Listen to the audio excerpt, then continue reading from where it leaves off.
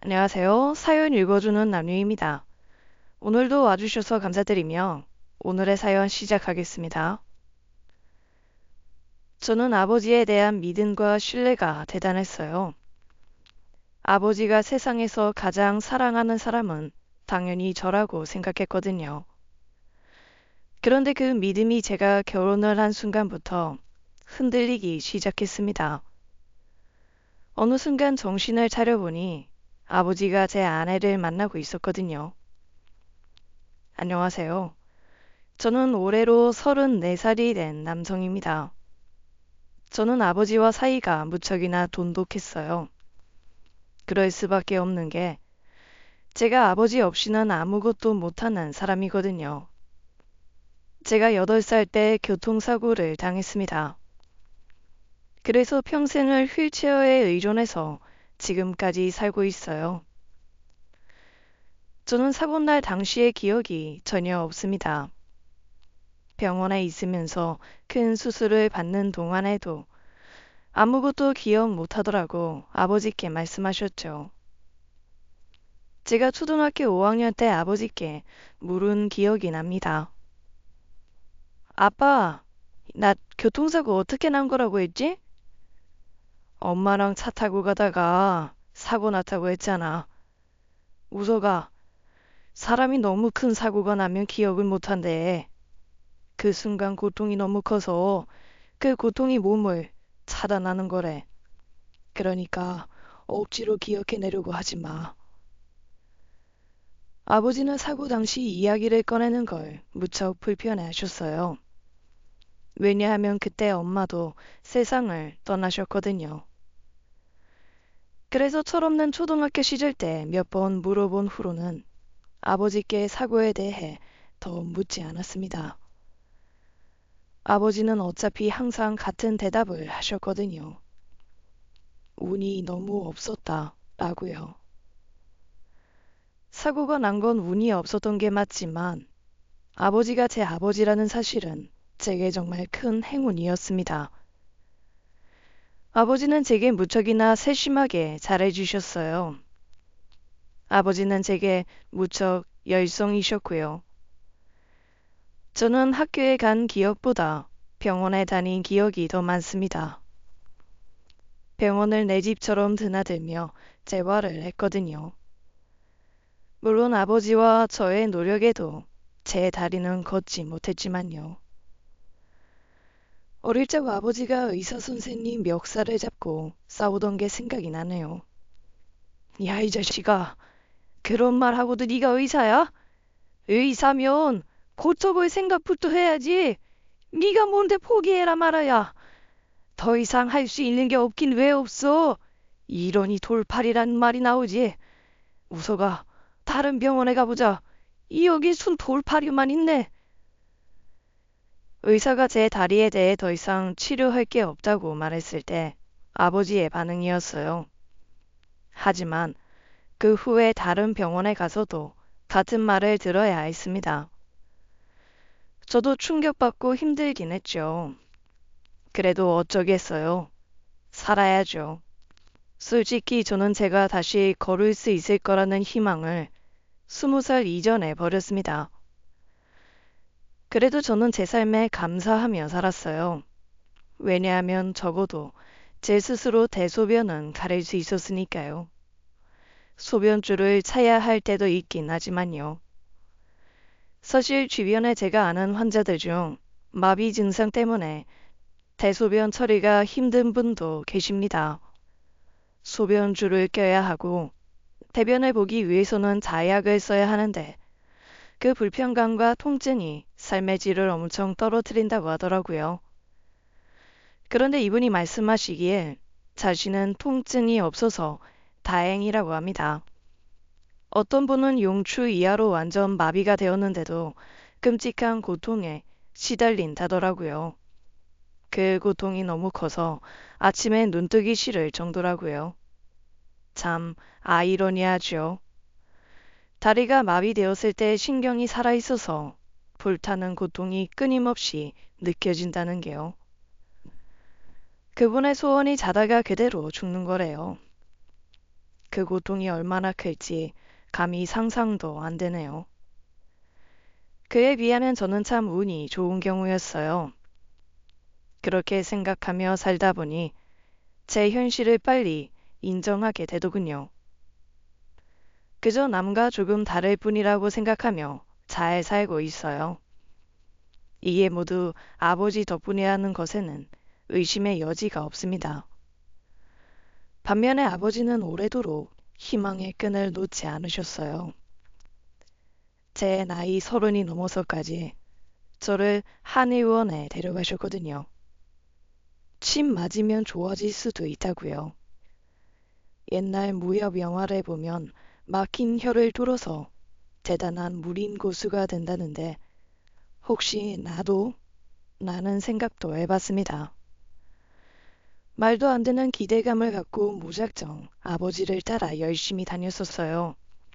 솔직히 낫기 위해 갔다기보다는 아버지 마음 편하시라고 다닌 거긴 하죠.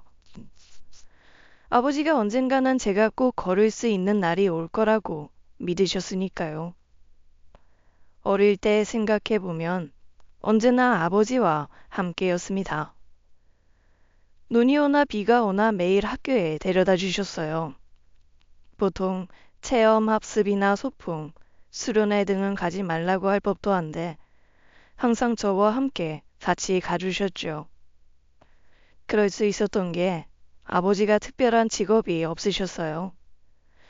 그럼에도 경제적으로는 나름 풍족하게 살았던 것 같습니다. 아버지 덕분인지 아니면 원래 제 성향인지는 몰라도 저는 참 밝고 긍정적인 편이었어요. 아니, 솔직히 말하면 그런 척하며 살았죠. 그래서 주변에 저와 놀아주는 친구들도 늘 두세 명씩은 꼭 있었습니다. 뭐든 다 해주시는 아버지 덕분에 저는 꿈도 많고 하고 싶은 것도 참 많았죠. 제가 뭐 하고 싶다고 말하면 아버지는 어디든 데려다 주셨어요. 특히 저는 어릴 적에 컴퓨터와 로봇에 관심이 많았습니다. 휠체어에 앉아서 할 수 있는 게 그런 것뿐이기도 했지만요. 저는 중학교 때 한참 로봇에 빠져 있었어요. 그래서 아버지가 저를 로봇 경진 대회에 데리고 가신 적도 있었죠. 어쨌든 제 적성을 살려서 저는 제 진로도 정하게 되었어요. 앉아서 할 수 있는 일들이 제 적성과도 잘 맞으니 다행이었죠. 다리가 불편하다는 건 참 많은 애로사항이 있습니다. 앉고 걷고 움직이는 것뿐 아니라 혼자서 씻는 것도 무척 진이 빠지는 일이었어요. 아버지는 일부러 저를 위해 집에 커다란 욕조를 설치해 주셨어요. 목욕탕을 데려가도 되셨겠지만 제가 창피해 할까봐 일부러 집에 욕조를 만드신 거였죠. 그런 아버지와 매주 함께 욕탕에 들어가 때도 불리고 아버지가 때도 밀어주고 하셨어요. 사회적으로 결핍이 생기지 않도록 다 채워주는 아버지였네요. 그 덕분에 저는 사회인으로 자리매김할 수 있었습니다. 저는 컴퓨터 공학을 전공하고 공공기관에 취업했어요. 합격자 발표하는 날 아버지가 펑펑 우셨어요. 오리엔테이션 가는 날부터 걱정이 앞섰지만 생각보다 잘 적응해서 일할 수 있었습니다. 그러던 중 그녀를 만나게 되었어요. 제 인생을 완전히 바꿔놓은 그 여자를 말입니다. 그녀는 제가 다니는 기관의 사무보조로 들어온 계약직 직원이었어요. 한마디로 알바생이었죠. 그 알바생 이름은 양선애였어요. 보통 대학생들이 알바로 많이 들어오는데 선애 씨는 나이가 좀 많아 보였죠. 제 또래처럼 보였어요. 선애 씨는 외적으로 꽤나 매력적인 사람이었습니다. 그래서 사내 남자 직원들도 그녀에게 관심이 많았어요. 솔직히 말하면 저도 그녀에게 관심이 없지 않았죠. 아니, 오히려 꽤나 그녀에게 눈길이 많이 갔습니다. 그래서 눈여겨봤던 것 같아요. 저를 대하는 그녀의 모습은 천사가 따로 없었죠. 생글생글 잘 웃고 상냥하기까지 했으니까요.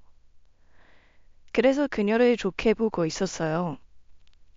그런데 시간이 지날수록 뭔가 좀 이상하다는 생각이 들었습니다. 선아 씨가 저에게만 남다르게 대한다는 걸 느끼기 시작했거든요. 실제로 어느 날 남자 직원들이 모여서 그녀를 욕하는 걸 듣게 되었죠. 걔 사무보죠. 싸가지가 없어도 너무 없어. 얼굴 좀 반반하다고 남자들이 집 밑바닥으로 보이나? 알바로 들어온 주제에 얼굴 하나 믿고 콧대 높이는 거 보면 가짠다니까. 김 과장도 느꼈어? 나도 느꼈는데 지난번에 일 하나 시키는데 어찌나 찬바람이 쌩쌩 부는지 말도 못 붙이게 한다니까. 보통 성깔이 아니야. 지난번에 노총각 박 과장이 데이트 신청했다가 까인 거 들었어? 야, 박 과장 머리숱 없는 걸로 엄청 이신공격 했나 보더라고. 다시는 말도 못 붙이게 만든 거지. 아무리 지가 이뻐도 그렇지 그건 아니지. 안 그래? 철벽녀인지 그냥 싸가지가 없는 건지. 그래도 유모차한테는 친절하게 대하던데? 참고로 유모차는 사내에서 저를 부르는 자기들만의 은어였습니다. 저랑 함께 일하던 한 직원이 아내와 함께 유모차를 사러 갔다가 매장에서 그랬다네요. 유모차를 가리키며 저 휠체어 얼마냐고요. 그래서 그 얘기를 들은 다른 직원들이 역으로 제 별명을 유모차라 지은 거였죠. 유모차는 남자로 안 보이나 보지. 뭐 장애인 특별 대우 해주는 거 보면 그렇게 싸가지는 또 아닌 것 같고. 암튼 나한테는 싸가지 없는 거 맞아. 그 말을 듣고 나니 기분이 너무 나빴습니다. 그녀가 내게 친절한 이유가 사람들이 생각하는 게 맞다면 너무나 비참했거든요. 그래서 그녀를 제 마음에서 조금 멀리 했어요. 하루는 사무실에서 모두가 바쁜 와중에 선혜 씨가 다가와 말을 걸더군요. 우석 씨, 점심 드셨어요? 우리 같이 커피 한잔 하러 갈래요? 싫다고 하려다가 왜 그녀가 내게만 신경을 쓰는 걸까 궁금한 생각에 고개를 끄덕였습니다. 왜 나에게만 이렇게 신경을 쓰는 걸까? 혹시 나를 불쌍하게 여기는 걸까? 그런 생각이 들자 마음 한구석이 불편해졌어요. 그래서 단도직입적으로 물었죠. 왜 나한테만 잘해줘요? 어머, 제가요? 네, 다른 사람들한테 엄청 쌀쌀맞게 대하잖아요. 여자고 남자고 전부 다요. 아, 제가 그랬어요? 혹시 내가 장애인이어서 그런 거예요? 혹시 내가 막 불쌍하고 막 버려진 강아지 같고 도와줘야 될 것 같고 그래요? 저도 모르게 감정이 격해져서 목소리가 조금 높아졌고 그녀에게 다그치듯 묻고 말았어요. 제가 말해놓고도 내가 왜 이러나 싶을 정도였죠. 그녀도 제 말에 당황한 듯 눈이 동그랗게 커지더니 저를 5초 정도 말없이 바라보더군요. 당황한 건 저도 마찬가지였어요. 그래서 또 이상한 헛소리를 하고 말았습니다. 나 장애인이라고 차별하지 마요. 그게 더 기분 나쁘니까. 전 그렇게 말하고서는 자리를 뜨려고 했어요. 그런데 그녀가 제 휠체어를 못 가게 막더라고요. 차별? 그렇게 생각한 우석 씨야말로 색안경 끼고 바라본 거 아닌가? 난 우석 씨란 사람이 좋은 사람이라 나도 친절하게 대했을 뿐인데 내가 왜 이런 얘기를 들어야 하는지 모르겠네요. 그렇게 기분 나쁘면 이제부터 말 안 걸게요. 그렇게 말하고 선혜 씨가 자리를 박차고 나가는데 굉장히 큰 실수를 한 기분이 들었습니다. 솔직히 반박도 못하겠더라고요. 괜히 내 자격지심에 그녀를 나쁘게 몰아간 기분마저 들었어요. 그 후 실제로 선우 씨가 저를 피하기 시작했죠. 아니 일부러 보란 듯이 더 쌀쌀맞게 대하더라고요. 그러다 여직원들끼리 하는 대화를 듣게 되었습니다. 선우 씨 말이야. 관상이 기생상 같지 않아? 가만 보면 은근 남자들도 많이 꼬이고 은근히가 아니라 대놓고 많이 꼬이던데요? 부수별 과장들은 다 한 번씩 찝쩍된 것 같던데? 솔직히 얼굴 반반하잖아요. 남자들이 돌아가면서 밥 먹자 술 먹자 하니 짜증 나겠죠. 아무튼 그래서 저렇게 쌀쌀 맞아졌나 봐요. 나 같아도 그럴 듯. 그래도 회사에서 좀 착하다 싶은 직원들한테는 상냥한가 봐요. 착하긴 개뿔. 나한테 완전 싸가지던데? 어머, 그래요? 근데 요새 선우 씨가 인간성 테스트기라는 말도 있어요. 양선애가 친절하게 대하면 인간성 좋은 사람 인정이라고요. 뭐야? 그럼 난 뭐 인간성 후지다는 거야, 뭐야? 은근 기분 나쁘네. 그 얘기를 듣고 나니 내가 많이 오버했다는 생각이 들었습니다. 그래서 사과할 기회만 엿보고 있었어요. 일하다가도 그녀의 행동을 수시로 지켜봤죠. 그러다 보니 자꾸만 눈이 마주쳤습니다. 그럼 그녀는 미간에 주름을 만들고 고개를 휙 돌려버렸어요. 그러던 어느 날 기회가 왔고 저는 커피를 마시러 가는 그녀를 따라갔습니다. 휠체어를 열심히 굴려 그녀가 간 곳으로 향하는데 모퉁이를 돌자마자 기겁을 하고 말았어요. 그녀가 팔짱을 끼고 서 있었거든요. 뭐예요? 지금 뭐 하시냐고요? 아, 저기, 아, 화장실에 커피 마시러 갈래요? 저도 모르게 말이 꼬여서 나가고 말았어요. 순간 머릿속으로 화장실 간다고 둘러댈까 하다가 커피 마시러 가자고 말해야겠다고 생각했는데 실수로 화장실에 커피 타러 가자고 해버리고 말았죠. 그런데 그 말에 그녀가 웃더라고요. 결국 분위기가 풀어져서 제가 사과를 했고 그녀는 쿨하게 사과를 받아주었습니다. 그리고 그때부터 좀 더 친근하게 지내게 되었어요. 퇴근 후에는 그녀가 먼저 제게 밥 먹으러 가자고 얘기할 정도가 되었죠. 그런 저를 보며 한 무리의 남성들은 막말을 내뱉곤 했어요. 자기도 장애인이었으면 같이 밥 먹었을 텐데라고요. 뭐 그런 사람들 이야기 일일이 신경 쓸 정도로 제가 속 좁은 사람은 아닙니다. 워낙 그런 일을 많이 겪기도 했고요. 그래도 선혜 씨까지 그런 이야기를 들을 때면 평소보다 더 위축되는 건 어쩔 수 없었죠. 그런데 그런 일이 있을 때면 선혜 씨는 오히려 보란 듯이 제게 잘해주곤 했어요. 예를 들면 제 구겨진 옷깃을 순수 펴준다든지 아니면 허리를 굽히고 저와 눈맞춤을 하고 웃으며 대화를 나눈다든지 하면서요. 저는 그녀가 다시 천사로 보이기 시작했어요.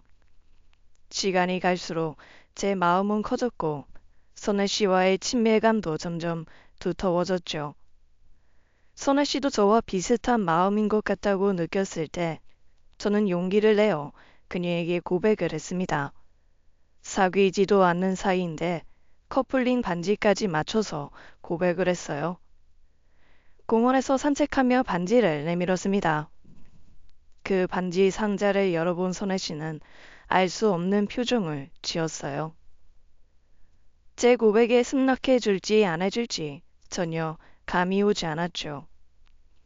무언가 골똘히 생각하는 그녀의 입만을 바라보는데 제 목 뒤로 땀이 줄줄 흘러내렸습니다. 손에는 땀이 흥건히 나고 있었고요. 태어나서 그렇게 많은 땀을 흘려본 건 처음인 것 같았죠. 그리고 그녀가 입을 열었어요. 먼저 용기 내줘서 고마워요. 근데 내가 우석 씨보다 나이 많은 건 알죠? 그 말에 저는 웃음이 터졌습니다. 사실 선혜 씨가 많이 동안이긴 했지만 나이가 저보다 3살이 더 많았거든요. 아무튼 그 말은 즉 오케이였고 저는 미친놈처럼 야밤에 공원에서 막 소리를 질러댔어요. 그렇게 우리 두 사람은 연인 관계가 되었어요. 사내에서도 모두 알 만큼 유명한 커플이 되었죠. 남자 사원들은 취향 한번 특이하네 라며 선혜 씨를 흉봤지만 우리 둘은 그런 말들조차 부러우면 지는 거야 라며 웃으며 넘겨버렸어요. 그리고 연애인 6개월 만에 저는 프로포즈를 했습니다. 근사한 레스토랑에서 저는 떨리는 목소리로 제 마음을 전했어요. 사귀자고 고백할 때보다 더 떨리더군요.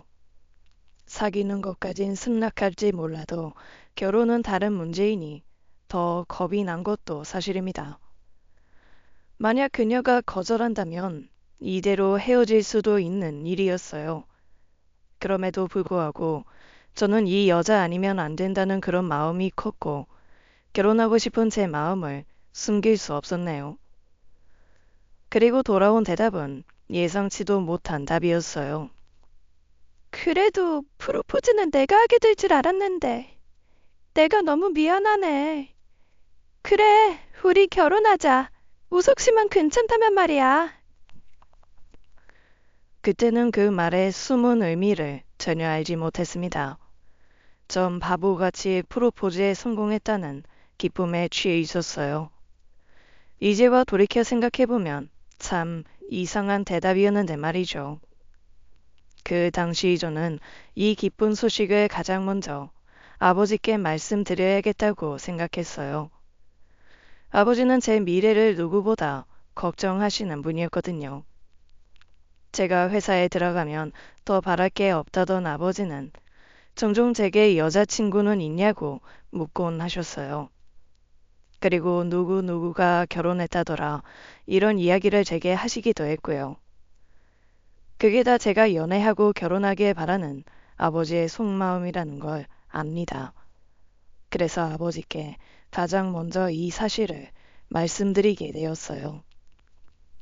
제가 결혼할 여자가 있다고 말하자 아버지는 누구보다 기뻐하시더라고요. 그동안 연애한다는 사실을 비밀로 해서인지 많이 놀라시기도 하셨고요. 인서가 아이 왜 만나는 아가씨 있다고 아빠한테 말을 안 했어? 이 도대체 얼마나 이쁘길래 그렇게 꽁꽁 감춘 거냐? 이거 은근 서운하네. 아이 그나저나 뭐하는 처자야? 직업은 뭐고? 나이는 몇이고? 부모님은 뭐 하신대? 아, 아버지 하나씩 물어봐요. 뭐가 이렇게 급하셔? 아 예쁘냐? 아이 예쁜 거 말해 뭐해? 아버지가 우리 선해 보면 깜짝 놀랄걸? 너무 예뻐서. 아이고 아주 그냥 콩깍지가 제대로 씌었네. 선우 씨를 빨리 보고 싶어하는 아버지 성화에 저는 서둘러 자리를 마련하게 되었습니다. 아버지는 그날 먼저 식당에 가 계셨고 저는 선우 씨와 함께 식당으로 향했어요. 그런데 선우 씨는 평소답지 않게 꽤나 긴장한 눈치였죠. 잘 웃던 얼굴은 어디 가고 미간에 힘을 줬는지 주름까지 져 있었어요. 어딘지 모르게 표정이 그늘져 보이기까지 했죠. 선혜 씨, 오늘 같은 표정 처음 보네. 그렇게 긴장돼? 걱정하지 마. 우리 아버지 정말 좋은 사람이야. 옆집 사는 푸근한 아저씨 같다고나 할까? 그러니까 긴장 풀어. 좋은 사람? 진짜 좋은 사람 맞아요? 어? 그게 무슨 말이야? 인간성이라는 것도 다 상대적인 거잖아요. 아들인 우석 씨한테야 당연히 좋은 사람일 테지만 나한테도 좋은 사람일지 아닐지는 모르는 거니까. 그런 말이 어딨어. 우리 아버지 정말 그런 이중적인 사람 아니야. 혹시 시집살이 같은 거 걱정돼서 그래? 그런 거라면 정말 걱정하지 마. 내가 중간에서 잘할 테니까. 에이, 선혜 씨가 결혼 전에 걱정이 많은가 보네. 내가 앞으로 더 잘할게요. 저는 선혜 씨를 안심시킨다고 열심히 말했는데 선아 씨는 도통 표정이 풀리지 않았습니다. 그때는 그저 너무 긴장해서 그런 거라고만 생각했어요. 그럼에도 저는 선아 씨를 아버지께 소개시켜 드린다는 사실만으로도 기뻐서 한껏 들뜬 채 식당에 들어섰어요. 예약한 룸의 문을 열고 들어가자 앉아 계시던 아버지가 일어나셨고 저와 선아 씨를 반갑게 맞아주셨습니다. 어서 와요. 아유, 오는 길 힘들지 않았어요? 괜찮았어요. 처음 뵙겠습니다. 우석 씨 여자친구 양선혜예요. 그렇게 서로 인사를 하고 의자에 앉는데 아버지 또한 평소답지 않은 행동을 하셨어요. 아버지는 선혜 씨를 본 순간부터 한시도 눈을 떼지 못하셨죠. 선혜 씨야 워낙 미인이니 아버지가 깜짝 놀라셨나 보다 했어요. 하지만 선혜 씨까지 아버지에게서 눈을 떼지 못할 줄은 몰랐습니다. 사실 저희 아버지가 꽤나 미남이셔서 어딜 가나 인기가 많으시긴 하셨거든요. 우리 아버지 미남이시지? 그러네요. 아버님이 정말 미남이시네요. 아이, 내 나이가 몇 갠데 미남은 무슨. 그런데 우석 씨한테 듣기로는 일을 안 하신다고. 그럼 우석 씨 수입으로 지내시는 건가요? 그동안 단 한 번도 제 경제력이나 집안에 대해 궁금해하지 않았던 사람이 이런 질문을 하니 당황스럽더군요. 아이, 선혜 씨, 그건 실례되는 질문이잖아. 선혜 씨 오늘 정말 평소답지 않네. 괜찮다. 이 결혼 앞둔 여자가 이런 거 궁금해하는 거야 당연하지. 오히려 아닌 척하면서 속으로 딴 생각하는 사람들보다 낫다. 말하기 창피하지만 우석이 돌본다는 핑계로 그동안 난 일 안 하고 살았어요. 사실 일하지 않아도 먹고 살 만큼 재산이 있어서 다행이었죠.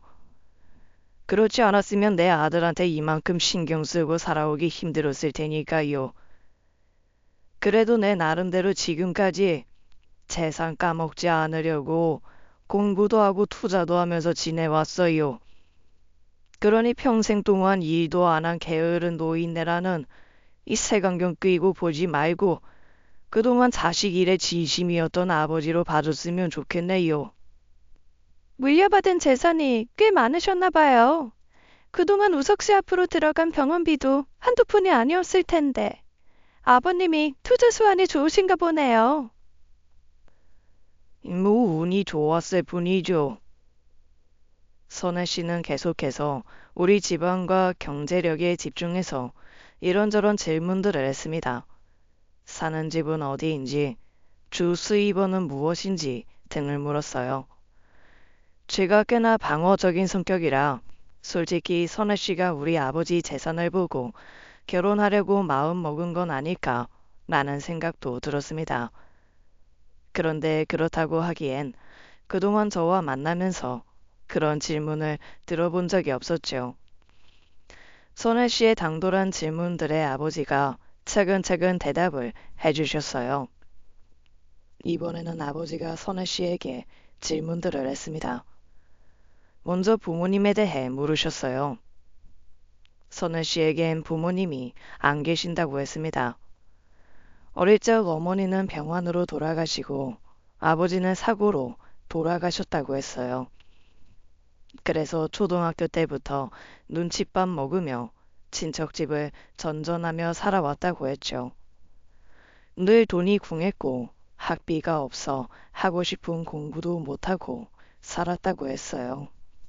가난하고 지켜줄 부모도 없이 살아오다 보니 별의별 사람을 다 만나게 되더라고요.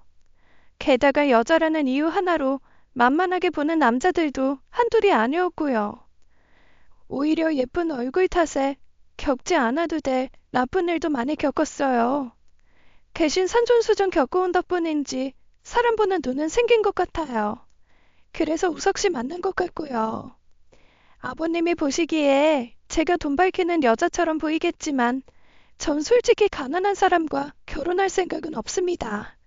아버님도 저를 너무 속물 인간으로 보지 않으셨으면 좋겠네요. 너무나 당돌한 말이었지만 아버지는 선혜 씨의 그 말을 오히려 진정성 있게 받아들이시더군요. 아버지는 모질게 살아온 세월을 안타까워하시며 이렇게 훌륭하게 자라준 것만으로도 고맙다고 말씀하셨습니다. 저는 두 사람의 이야기를 들으며 마음이 찡하게 울리는 것 같았어요. 반면 선혜 씨는 덤덤한 표정이었죠. 아버지는 우리의 결혼을 흔쾌히 허락하셨고 빠르게 결혼 준비가 진행되었어요. 그런데 불과 결혼식을 일주일 앞두었을 때 아버지가 조금 이상해지기 시작했습니다. 일하는 중에 자꾸만 전화를 하셔서 예비 신부와 사이는 어떤지, 둘 사이에 별 문제는 없는지 그런 질문들을 하셨어요. 당연히 저는 별 문제 없었고 우리는 결혼식 날만을 손꼽아 기다리고 있다고 얘기했죠.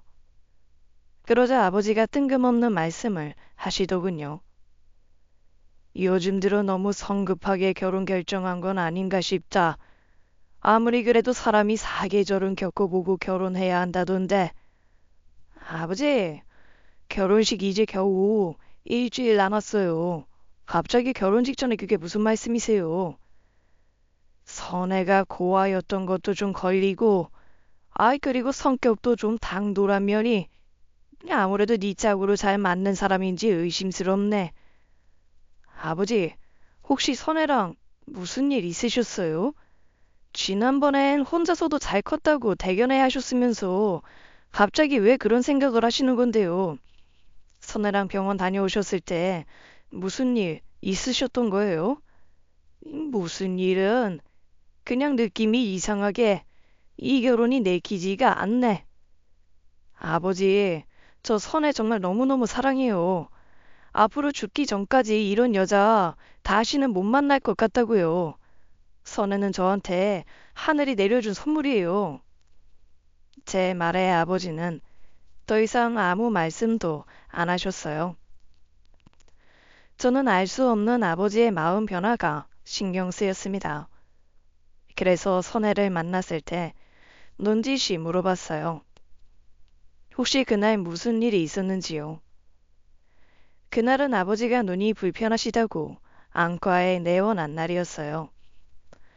눈이 불편해서 운전이 어려우니 선애가 자신이 모셔다 드리겠다고 했죠. 아무튼 그날 일에 대해 묻자 선애는 제 물음에 순간 멈칫하더니 이내 아무 일도 없었다고 대답했습니다.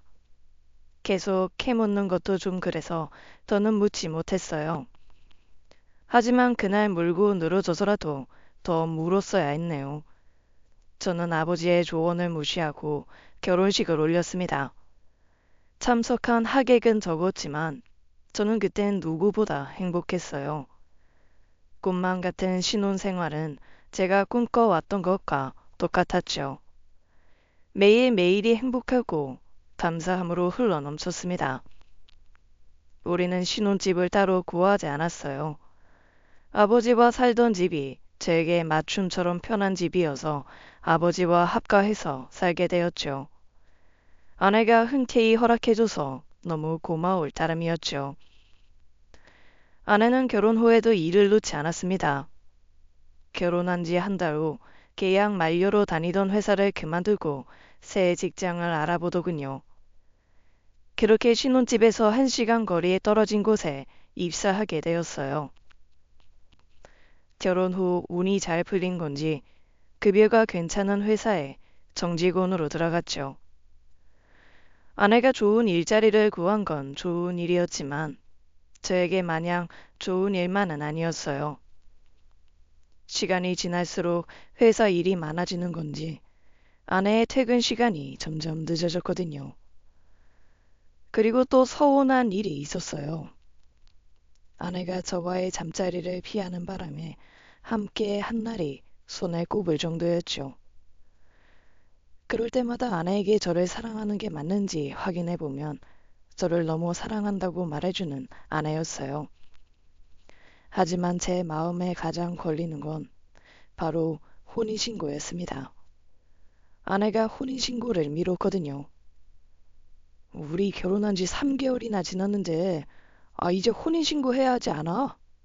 내가 전에도 말했지만 난 사람을 믿는 게 좀 어려워. 내가 커온 환경 때문인지 몰라도 본능적으로 저절로 그렇게 행동하게 돼. 물론 자기를 안 믿어서가 아니야. 근데 혼인신고하고 나면 자기가 변할까봐 그런 게 두려워. 그러니까 우리 1년 뒤에 그때 하자. 미안해. 결국 아내의 설득에 넘어가 혼인신고를 계속 미뤘어요. 하지만 아내에게 다른 이유가 있을 줄은 상상도 못했죠. 아내와 함께 있는 시간은 언제나 늘 행복했습니다. 그래서 몇 가지 이상한 점도 무심하게 넘겼던 것 같아요. 그러던 어느 날이었습니다. 한밤중 목이 말라 잠에서 깼습니다. 어젯밤에 아내와 마신 맥주 때문에 갈증이 난 거였어요. 눈을 뜨고 옆자리를 봤는데 아내가 옆에 없더라고요. 아내도 목이 말라서 중간에 깼나 싶어서요. 저는 휠체어를 타고 조용히 주방으로 향했습니다. 그런데 그곳에 아내가 없더군요. 저는 거실 화장실 쪽을 확인해 보려고 거실 쪽으로 나왔어요.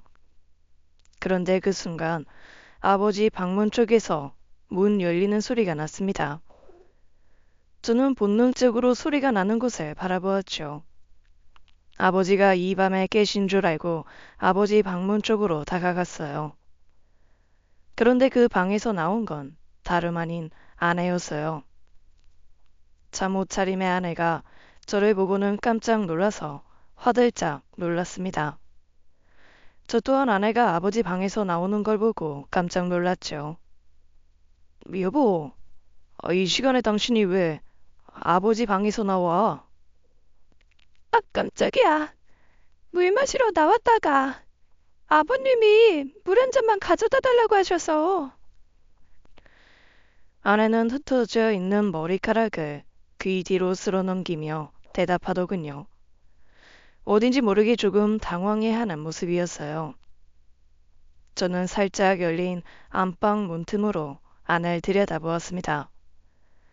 아버지는 가슴팍에 난닝구를 잡아당겼다 놨다를 반복하시며 바람질을 하고 계셨어요. 얼굴과 목까지 벌게진 채요. 별로 덥지도 않은 날씨인데 별일이다 싶었죠. 아버지는 곧이어 물잔을 들어 벌컥벌컥 들이키셨습니다. 아니 아버지는 이 밤중에 당신한테 뭘 심부름이나 시키시니? 그러실 수도 있지. 아내는 별일 아니라는 듯 대답하고는 방으로 들어가 버렸습니다. 그때부터였던 것 같아요. 아내와 아버지에게 이상한 기류가 흐르기 시작한 게요. 그날 이후 2번 정도 더 아버지 방에서 나오는 아내를 보았습니다. 그때는 낮 시간이었는데 제가 잠시 집을 비웠던 날이었어요. 그럴 때면 왜 꼭 아내가 아버지 방에서 나오는 걸까 싶어 마음속에 의문이 생기기 시작했죠. 그런데 더 이상한 건 바로 아버지의 태도였습니다. 저와 아버지는 다른 어느 부자들보다도 사이가 더 각별했어요. 그런데 어느 순간부터 아버지가 제 눈을 피하기 시작하더라고요. 급기야 지금껏 한 번도 해본 적 없던 새벽 운동을 다니며 저와의 아침 식사 시간을 피하기까지 했습니다.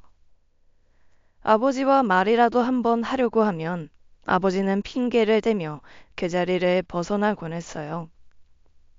그러던 어느 날 제가 일부러 아내에 관한 이야기로 말문을 튼 적이 있었어요.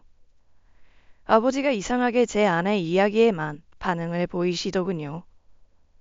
아버지, 사실은요, 저희 아직 혼인신고 못했어요. 그게 무슨 말이냐? 선혜가 혼인신고를 미루자고 해서요. 저는 일부러 이 이야기를 꺼냈습니다. 아버지의 반응이 궁금했거든요. 아버지는 무언가 골똘히 생각하시더니 제게 이렇게 말씀하시더군요. 아, 선애가 그러자고 한 데는 다 이유가 있겠지. 요즘 굳이 혼인신고 빠야 할 필요 있냐?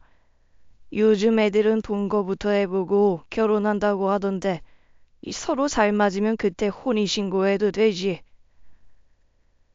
저는 솔직히 아버지의 대답에 무척 놀랐습니다. 혼인신고를 왜 아직 안 했냐고 지금이라도 얼른 혼인신고하라고 말씀하실 줄 알았거든요. 그래서 저는 아버지께 이렇게 다시 되물었어요. 아버지, 근데 선혜가 왜 혼인신고를 미룬 걸까요? 혹시 아버지 그 이유 알고 계세요? 그러자 아버지께서 눈을 동그랗게 뜨고 저를 바라보셨습니다. 좀 당황하시는 것 같기도 하고 한편으로는 제 표정을 읽으시려는 눈빛 같기도 했어요. 저 또한 아버지를 그런 눈으로 바라봤던 것 같습니다. 그 이유를 내가 어떻게 알겠냐? 부부 일은 부부만 알지. 아버지는 대충 얼버무리시고는 또다시 운동을 가신다며 나가셨습니다. 아버지는 제가 결혼한 후부터 생활 패턴이 많이 달라지셨어요. 특히 운동은 산책 정도만 하셨던 분이 등산이며 헬스를 다니시는 거였지요. 실제로 아버지는 눈에 띄게 몸이 좋아지셨어요. 몸도 더 탄탄해 보이셨고 한층 젊어지신 모습이었어요. 반면에 얼굴은 그와는 반대셨지만요. 아버지는 어딘가 어두워진 표정이셨습니다. 마치 무슨 고민거리를 안고 사는 사람처럼 보였어요. 아버지, 요즘 저보다 더 몸 좋아지신 거 아니에요? 운동하신 후로 10살은 더 젊어 보이세요. 자식 10살은 무슨... 그런데 안색이 좀 어두우신데 무슨 걱정거리 있으세요? 응? 아예 아니다. 걱정거리는 그런 거 없다. 혹시 만나는 여자분이라도 있으신 거 아니에요? 저는 언제라도 환영이니까 아버지 여자 생기면 꼭 소개해 주세요. 제 걱정은 그만하시고 아버지도 이제 꽃길 걸으셔야죠. 저는 아버지에게 농담 반, 진담 반으로 그렇게 이야기를 드렸습니다. 그런데 아버지 반응에 당황하고 말았어요. 뭐냐 이 나이에 무슨 여자야 망측하게 꽃길은 뭘 아무나 걸어 내가 이 나이에 무슨 부귀영화를 누리겠다고 여자를 만나고 연애를 하겠냐 나 그런 거 관심 없다 넌 네 앞가림이나 잘해 앞으로 나한테 여자니 뭐니 그런 얘기 안 했으면 좋겠구나 너무 발끈하시는 반응에 제가 다 당황스러울 정도였죠. 그러던 어느 날이었습니다. 아버지가 한동안 친구들과 여행을 간다며 1박 2일간 속초로 떠나셨어요. 오랜만에 아내와 단둘이 있게 되었죠. 저는 오랜만에 아내와 분위기를 잡으려고 일찍 들어오라고 했어요. 그런데 아내가 그날 예정에 없던 회식이 있다고 늦게 들어오더군요. 그것도 술에 잔뜩 취한 채로요. 결국 그날 밤은 외로운 밤을 보내야 했어요. 다음 날 아내는 숙취에 힘들어 하더니 간신히 출근을 했습니다. 아내를 챙겨서 먼저 보내고 저도 막 출근을 하려고 하는 순간이었죠. 문자 알림 소리에 제 핸드폰을 확인하니 제 폰이 아니었습니다. 화장대 위를 보니 아내가 핸드폰을 두고 출근했더라고요. 저는 무심결에 아내에게 온 메시지를 확인했습니다. 그리고 문자 내용에 손이 벌벌 떨려왔어요. 그곳엔 이런 문자가 써 있었습니다. 이제 그만해. 이러다가 우석이가 눈치채겠다. 되도록 빨리 둘 사이 정리해라. 그럼 그때 나도 우석이한테 다 말하고 이 집에서 나오마.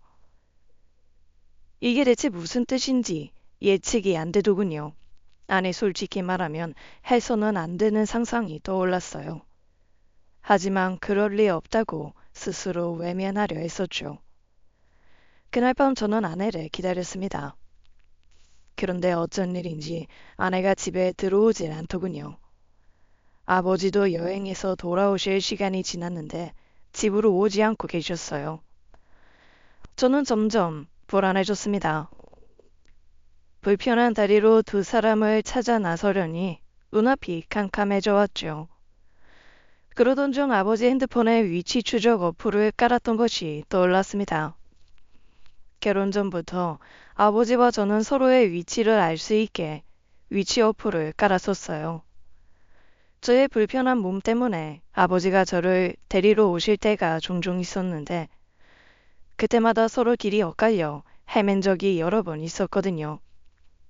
저는 그 어플이 떠올라 얼른 위치 확인부터 해보았습니다. 그런데 아버지의 위치는 집 근처 어느 모텔이었어요. 이상하게 손이 덜덜 떨려왔습니다.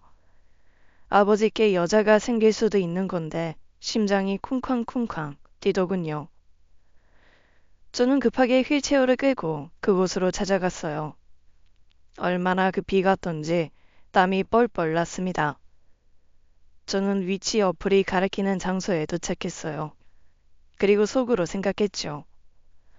지금 내가 큰 오해를 하고 있고 아버지께 신뢰가 되는 행동을 하고 있는 게 분명하다고요. 저는 모텔 앞 계단을 올라갈 수가 없었습니다. 그곳에는 휠체어가 지나갈 수 있는 길이 없었거든요. 제가 모텔 건물을 삥 돌아가며 들어갈 방도가 있나 찾던 중 한 커플이 눈에 들어왔습니다. 바로 제 아내였어요. 그리고 그 앞에 마주 앉아 있는 건 바로 제 아버지였습니다. 두 사람은 모텔 옆 작은 카페 창가에 앉아 이야기를 나누고 있었습니다. 순간 심장이 덜컥했어요. 그 다음엔 안도의 한숨이 나왔죠. 두 사람이 모텔에 있었던 건 아니었으니까요. 저는 전봇대 뒤에 서서 몰래 두 사람을 지켜보았어요. 아내가 화가 난 얼굴로 아버지께 무언가 말하는 것 같았고 아버지는 괴로워하는 얼굴을 하고 있었습니다. 저는 조심스레 두 사람이 있는 카페로 들어가 조용히 자리를 잡았습니다. 워낙 조명이 어둡고 자리마다 칸막이가 쳐 있는 카페여서 들키지 않았어요.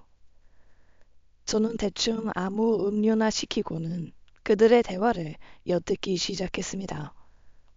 그렇게 제가 듣게 된 첫 마디는 그야말로 청천벽력 같은 말이었어요. 이제 쇼는 그만하고 당신이란 매사에 당신 아들한테 밝혀야 하지 않겠어? 그 말을 들은 순간 저는 제 귀를 의심했습니다. 아내는 시아버지인 사람에게 반말로 간압적인 태도를 취하고 있었어요. 아내의 분위기는 내가 알던 사람이 아닌 것 같았어요. 예상치도 못한 둘의 대화에 제 미간 주름에 잔뜩 힘이 들어가더군요. 이거 받아라. 일단 제일 빨리 해줄 수 있는 게 이것뿐이야. 3억 조금 넘을 거다. 겨우 이런 푼돈에 뭘 어쩌라고? 난 당신 재산 전부 다 가져야 기분이 좀 좋아질 것 같은데. 뭐 푼돈. 이 자그마치 3억이야. 겨우 3억이겠지. 싫으면 이제 그만 당신 아들한테 다 털어놓는 게 어때?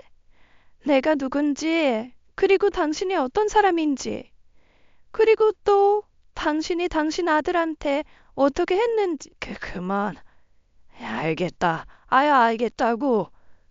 내가 어떻게 할까? 나한테 원하는 게 뭐야? 말했잖아. 당신이 가진 모든 것. 아참, 당신 아들은 빼고. 저는 너무나 무례한 아내의 태도에 뛰쳐나가려고 했어요. 물론 다리가 움직여지지 않으니 휠체어를 끌고요. 그런데 그 순간 더 충격적인 장면이 펼쳐졌습니다. 그건 바로 아버지가 아내 곁으로 다가가더니 무릎을 꿇은 거였어요. 내가 미안하다. 잘못했어. 그뿐만이 아니었어요. 아버지는 두 손을 포개어 싹싹 빌기 시작했습니다. 도대체 이게 무슨 상황인지 도저히 납득이 안 되었어요. 아버지가 새 며느리에게 무슨 큰 잘못을 했기에 저렇게 큰 돈을 내밀고 입막음을 하려고 하는 걸까요? 게다가 무릎까지 꿇고 잘못을 빌다니요. 이미 너무 충격을 받은 상황에서 아내의 반응은 저를 더 놀라게 했습니다. 아, 이거 은근 기분 좋네. 뭐 더 보여줄 거 없어? 근데 이러는 거 하나도 소용없어. 내가 원하는 건 진실 규명이니까. 저는 더 이상 숨어 있을 수 없었어요. 휠체어를 끌어 아버지 옆으로 다가갔습니다. 그리고 아버지 팔을 잡아 일으켜 세우려고 했어요. 아버지는 자신을 붙잡는 손에 놀라 저를 쳐다보고는 얼굴이 하얗게 질려 사색이 되었습니다. 아야, 네가 여기 왜? 우서가, 너 언제부터 여기 있었냐? 아버지, 일어나세요. 도대체 아버지가 뭘 잘못했다고 며느리 앞에 무릎까지 꿇고 있어요. 그리고 당신, 아버지한테 이게 무슨 막대 먹은 짓이야? 막대 먹은 짓? 그건 내가 아니라 당신 아버지가 했지. 그러니까 우리 아버지가 당신한테 뭘 어쨌냐고. 뭐 아버지가 그 뭐냐 성추행이라도 한 거야? 뭐? 겨우 성추행? 엉덩이 좀 만지고 가슴 좀 찝쩍대는 그런 거? 아니, 좀 더 상상력을 발휘해봐. 그보다 더 끔찍한 짓이니까. 그냥 말하라고. 아니 그냥 아버지가 말해보세요. 도대체 뭔데 그래요? 성폭행 아니죠? 아버지 절대 그럴 사람 아니라는 거 내가 아는데. 아니잖아요. 그러니까 떳떳하게 말씀해 보시라고요. 설마 아버지가 사람을 죽였을 리도 없고. 그러니까 그냥 속 시원하게 말씀해 보시라고요. 고개를 푹 숙이고 있던 아버지가 갑자기 어떤 단어에 놀란 듯 어깨를 움찔했습니다. 그 순간 아내가 재밌다는 듯 말하더군요. 정답. 나왔네, 정답. 저는 더 이상 아무 말도 할 수가 없었습니다. 몇 초간 정적이 흘렀어요. 저는 주위를 둘러봤고 카페 주인과 눈이 마주쳤습니다. 카페 주인은 놀란 눈이 동그래지더니 고개를 돌리더군요. 카페 주인은 못 본 척, 못 들은 척하고 있었지만 소란스러운 우리의 입으로 놔둔 것 같았습니다. 그렇겠죠. 어디서도 들어본 적 없는 막장 집안 이야기가 눈앞에 펼쳐지고 있었으니까요. 저는 일단 아버지에게 아내에게 집에 가서 이야기하자고 했습니다. 그러자 아내는 그냥 여기서 얘기하자더군요. 그리고는 말을 이어나갔어요. 당신이 무슨 짓을 했는지 말 안 해요? 내가 알까? 왜 우석 씨가 다리 병신이 돼서 평생 휠체어에 앉아 있어야 하는지 내가 말해주냐고요. 그만. 내가 이야기하마. 참, 우리 불쌍한 엄마 얘기랑 우리 집 돈 이야기도 빼지 말아요. 듣는 피해자 서운하니까. 그렇게 시작된 아버지의 이야기는 믿기 힘든 얘기였습니다. 우소가 미안하다. 네 다리 이 못난 아비 때문에 나 때문에 그렇게 된 거야. 엄마, 아빠, 그리고 나 우리 세 식구는 참 행복한 가족이었다고 어릴 때부터 아버지께 들었던 말이었습니다. 나는 행복한 가정에서 자랐고 교통사고로 하루아침에 불행이 찾아왔지만 아버지 덕분에 역경을 딛고 잘 살고 있다고 그렇게 믿고 살아왔어요. 그 교통사고 내가 입으로 낸 거다. 그럴 리가 없어요. 사고를 입으로 내는 사람이 어딨어요. 아버지가 저 죽이려고 입으로 그랬다는 거예요? 그럴 리 없잖아요. 아버지가 왜요? 저를 그렇게 끔찍히 생각하시는 분이잖아요. 너 말고 네 엄마. 또 다른 충격이었습니다. 며칠 전 꾸었던 꿈이 떠올랐어요. 아버지께는 말씀드린 적 없는 꿈이었어요. 저는 종종 사고가 났던 날의 일을 꿈으로 꾸곤 했어요. 그 꿈속에서 엄마와 아빠는 서로 소리를 지르며 싸우고 있었습니다. 그게 현실인지 그저 꿈일 뿐인 건지 구분을 하지 못했어요. 그런데 아버지의 말을 듣고 그게 그저 꿈이 아니라 현실이었다는 걸 깨달았죠. 그날 네 엄마랑 심하게 말다툼을 했다. 네 엄마가 우리한테 절대로 해서는 안 될 짓을 했거든. 아버지는 힘들게 한자 한자 말씀하셨어요. 그때 아내가 끼어들었죠. 바람 폈어. 당신 엄마랑 우리 아빠가. 늘 엄마는 현모양처였고 우리를 사랑했다고 말씀하셨던 아버지였어요.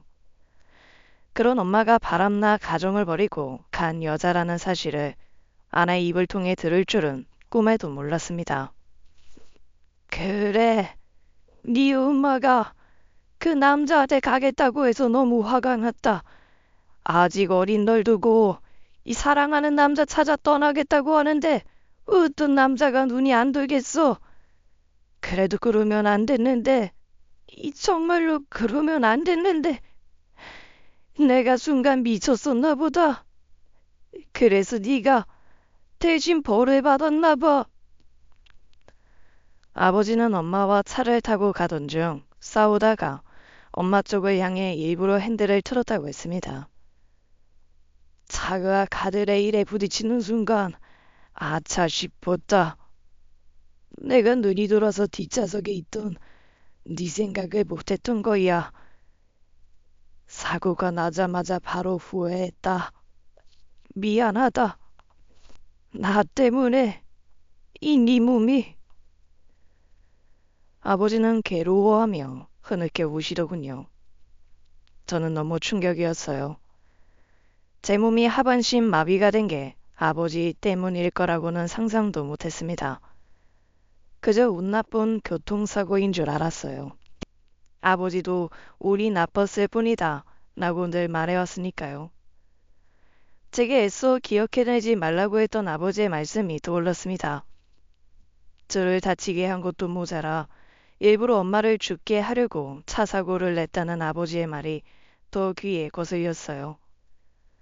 아버지란 사람에 대해 공포감이 몰려왔죠. 당장 이 자리를 벗어나고 싶었습니다. 제가 휠체어를 돌리자 아내가 제 휠체어를 잡아 세우더군요. 아직 내 얘긴 시작도 안 했어. 내가 왜 당신 아버지 재산을 전부 가져야 하는지 당신도 알아야지.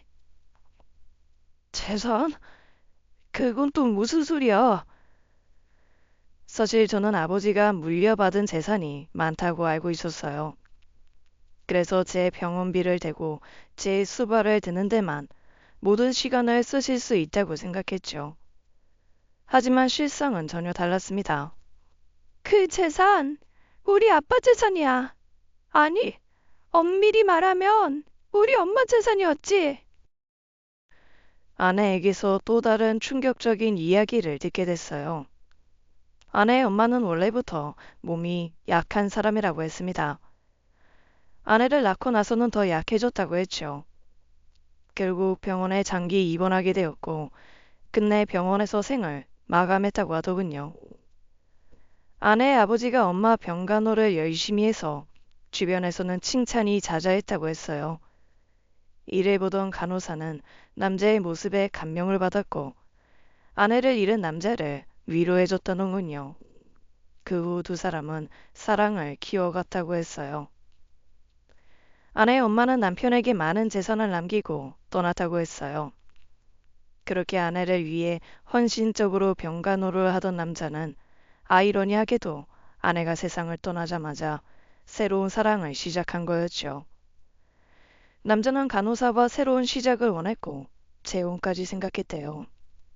하지만 놀랍게도 그 간호사는 유부녀였고 자식까지 가진 여자였죠. 남자는 자신이 상속받은 재산을 간호사에게 모두 주는 걸로 결혼 약속을 받아냈다고 했습니다. 놀랍게도 그 간호사가 바로 저의 엄마였던 겁니다. 재산을 받아낸 엄마는 자기 가정을 깨기 위해 부단히 노력하다 죽음을 맞이한 거였어요. 엄마가 죽자 그 남자도 스스로 세상을 마감했습니다. 남겨진 남자의 딸은 외톨이가 되었대요. 그나마 있던 재산을 친척들이 다 뜯어갔고 결국 고아원으로 보내줘야 했죠. 그리고 자신의 권리를 되찾기 위해 지금 저와 아버지 앞에 선 거였어요. 고아원.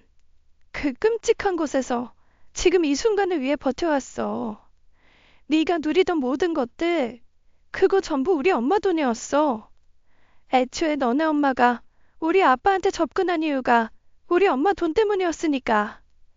하긴 자기 남편이 음악만 좋아하고 일엔 관심도 없는 가난뱅이니까 탈출하고 싶었겠지. 우리 아빠는 그저 손쉬운 먹잇감이었을 테고. 기억도 잘 안 나는 엄마지만 누가 내 엄마를 비난하는 걸 들으니 기분이 나빴습니다. 누군가 이 얘기를 부정해 주길 바라며 아버지를 바라보았어요. 그런데 아버지의 표정은 아내 말에 한치의 거짓도 없다는 듯 보였어요. 근데 당신 처음 본 날 마음의 위로가 좀 생기더라. 하반신 마비가 돼서 자기 아빠 벌을 대신 받고 있는 걸 보니까 그동안 내가 받은 고통도 좀 덜어지는 것 같더라고.